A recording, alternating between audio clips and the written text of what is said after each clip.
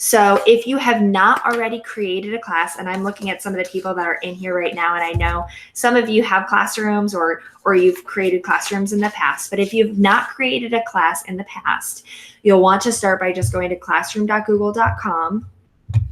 And then up in the top right-hand corner here, we have that plus button, and that's going to allow us to create a class. If your students have not joined your class yet, they can join here, but I'm going to show you an easier way to make sure all your students are in. So this is where I can create a brand new class. Now, I've already created a class for this webinar, so I'm going to click in there. And as a reminder, Google Classroom got a facelift maybe 2 years ago.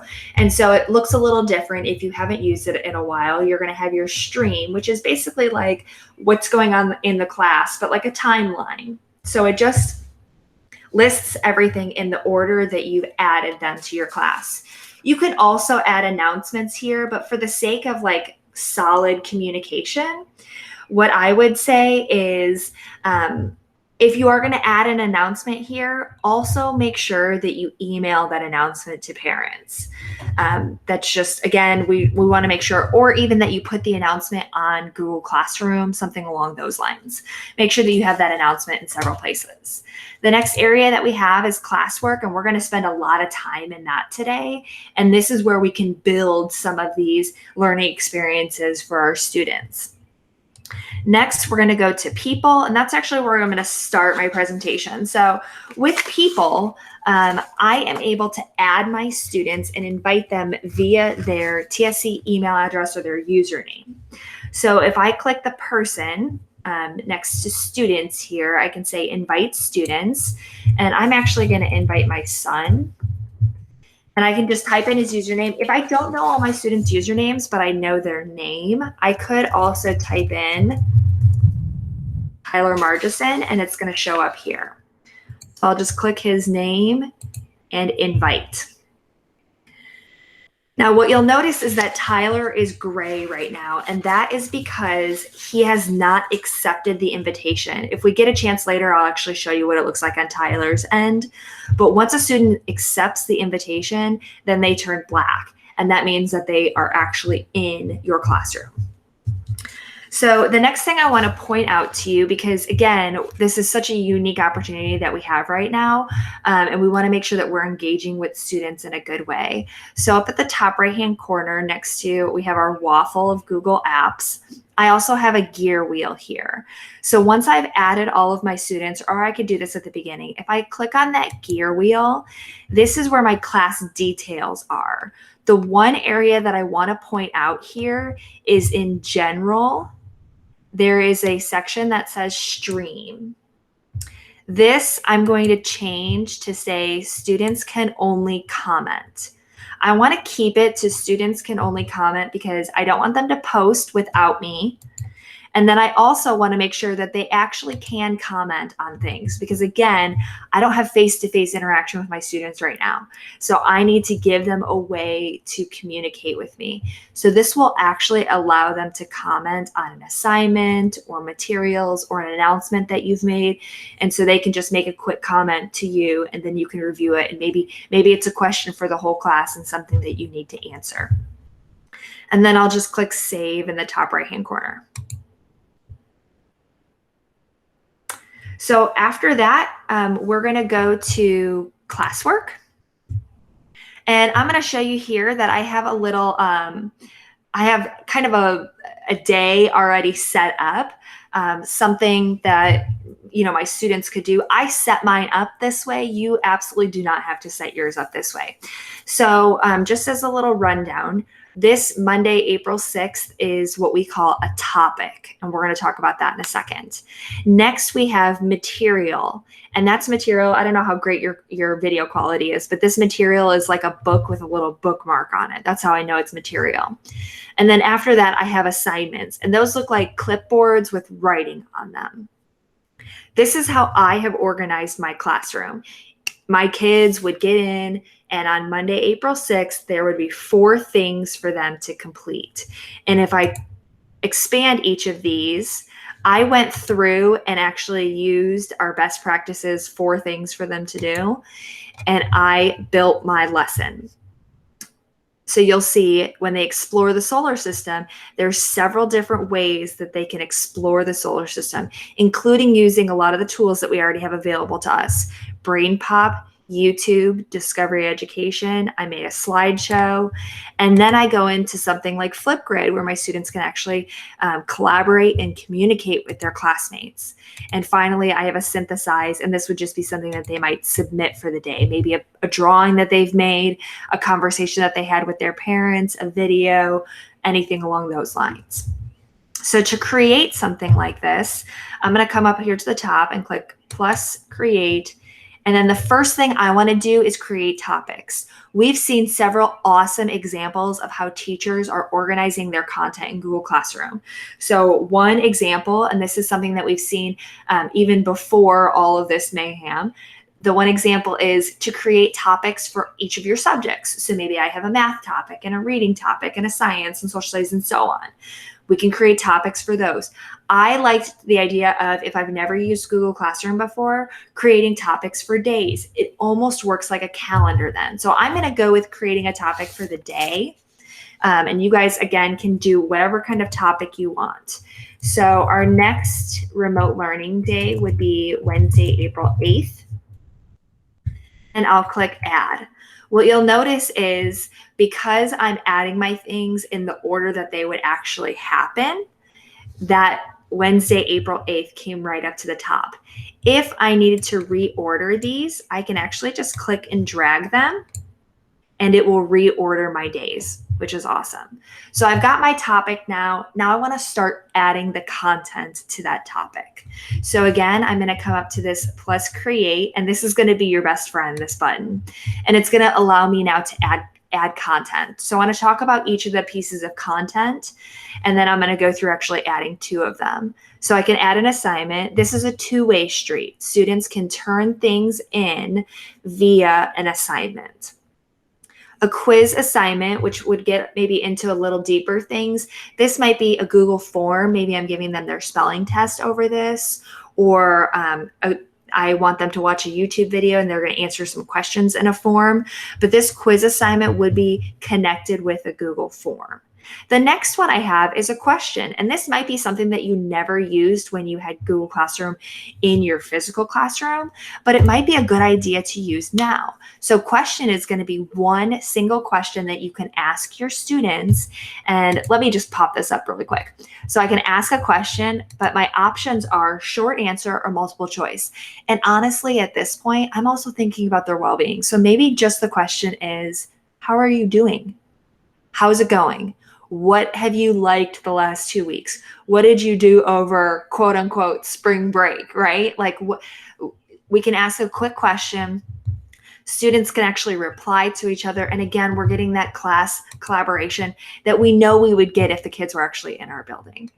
The next one here is material, and this is going to be great if we want to give things to students. So I said assignments are two-way streets, material is a one-way street, and I'm just going to be giving content to students. If you look back at my solar system example here, this content, my videos, the song, the Discovery Education stuff, that's a one-way street. Students are interacting with that content, but they're not actually giving anything back to me. Same thing with my morning message, which is just a video that I used Screencastify, which we're going to do next Monday at 8 a.m.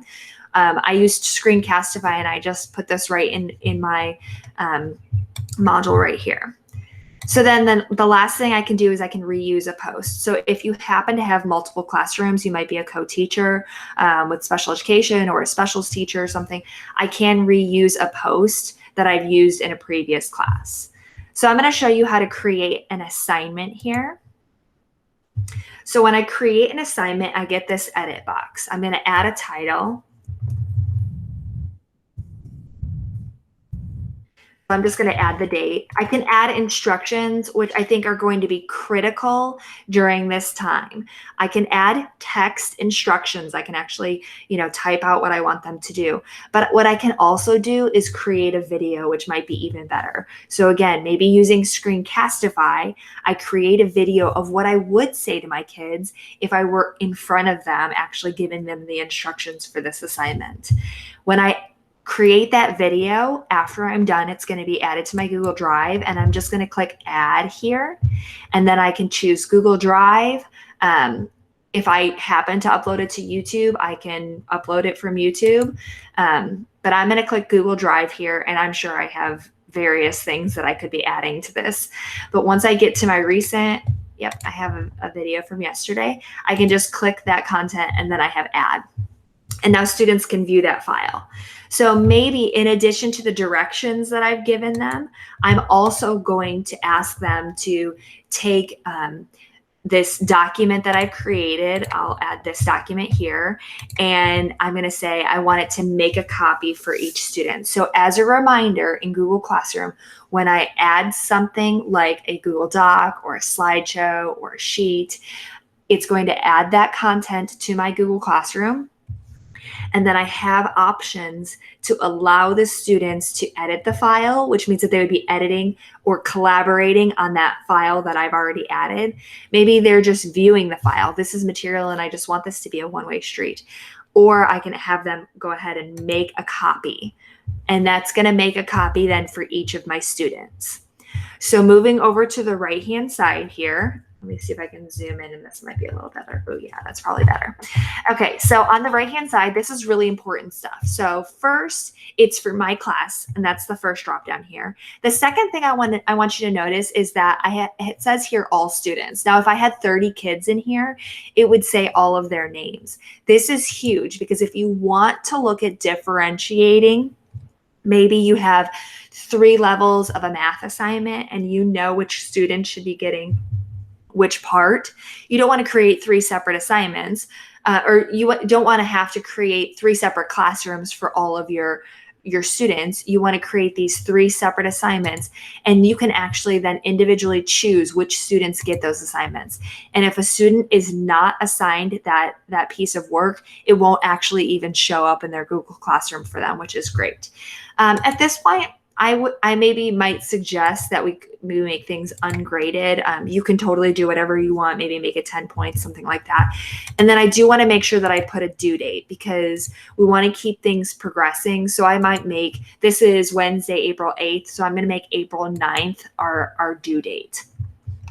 And then finally, I'm going to make sure that I add that topic. So I said that this was going to be Wednesday, April 8th, the content.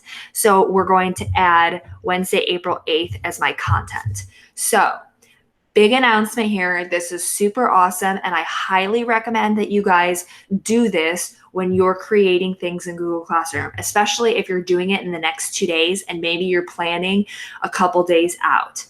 I can absolutely go ahead and assign this work to my students, but I know that Johnny's mom or whoever is going to get on and they're going to do that assignment today, even though it's only March 30th. I want them to wait until April 9th, or I want them to wait until April 8th. So I'm going to click this arrow next to assign, and I'm going to click schedule. And what this is going to do is it's going to allow me to schedule that content. I'll schedule it for the 7th. And we'll keep it at 8 a.m. So I'm going to schedule this content for Wednesday, April 8th to actually come out on Wednesday, April 7th at 8 a.m. And I just click schedule. Once that content is in there, you can see now in Wednesday, April 8th, I've got something that's unpublished here. It is grayed out, so that means the students are not going to see it. And it reminds me, hey, this is scheduled for April 7th at 8 a.m. So my students are still going to see this Monday, April 6th. They will actually see Wednesday, April 8th, but there won't be any content in there for them. So the next item that I want to talk about is adding material, and it's very similar to adding an assignment. So when I click create material, I get a few less options, again, because it's just material. It's a one-way street. So it's not going to be graded. It's not going to have a due date. And I guess that's pretty much it. It's not going to be graded. It's not going to have a due date. You won't see that rubric stuff, which we didn't talk about. So maybe this is my morning message for Wednesday. So again, I might add something like, go ahead and watch our morning message, leave a comment once you've completed it. And then again, I'm going to click add and then again, my Google Drive or YouTube or wherever I've stored that morning message. And maybe I have my morning message as a video, but then I also have it as a text file. And then that's also something that I send home for those students that don't have connection to a computer. Once I'm done adding all of that information in there, I again want to make sure that I assign it to all the students if this is going to be something like the morning message. And then I also will want to make sure that I add that topic. If I'd like to post it right now, great. If I want to schedule it, I can also schedule material, which is fantastic. So let me schedule my material to come out on the 7th at 8 a.m., just like the assignment. And what's fantastic about this, because I know we're working on a Monday, Wednesday, Friday schedule, is on Tuesday, April 7th, when this stuff is supposed to be coming out, I can just sit back and relax, drink some coffee, sleep in that morning, because I know that my material for Wednesday, April 8th is going to come out automatically, which is fantastic.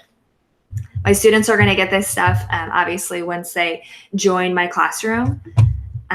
And everybody should be good to go. So I'm just going to take a look at my agenda, and then I'm going to look at the chat really quick to see if there are any questions. So if you guys don't mind, please go in the chat right now and just let us know if you have any questions about Classroom. Because as a reminder, we are going to put together like a frequently asked questions document that we will send as a follow-up email so that you guys have all of this stuff after. So I just saw a question pop up. Can you show what it would look like on a student's end when they get the invite to join a class? Yes. So I'm going to pull up my son, actually, because I did invite him to maybe. Let's try this. Okay, so I'm going to share my entire screen. I'm going to pull up my son. Hopefully that works. There we go. Okay. So my son is pulled up, and you can see he's in Mrs. Pollar's class. And here, so he just, he signed into Google. Let's say he got to the TSC homepage, and then he went to students because maybe he didn't know how to get to Google Classroom. And then he clicked on Google Classroom here. So Google Classroom pops up, and he is signed into Chrome already. If he was not signed into Chrome, it would prompt him to sign in with his username at tscstudents.net and his password. And then he would see this right here. So he sees Mrs. Marchison's K5, and then he can click join. Now, again, I mentioned that so we can see what the stream looks like. Actually, so he doesn't even see the topic until work is posted in it. But I mentioned that on my end, when a student actually joins, their name turns black. So you can see that here now that his name is black, and I have the option to invite his guardians. That just means that they'll get a summary of the work that he's done. And honestly, at this point, I don't know that we really need to use guardian summaries. So if you do have questions about that, absolutely ask questions. But for this point, like, we're just looking at setting up the Google Classroom, getting students invited, and making sure that the content is there.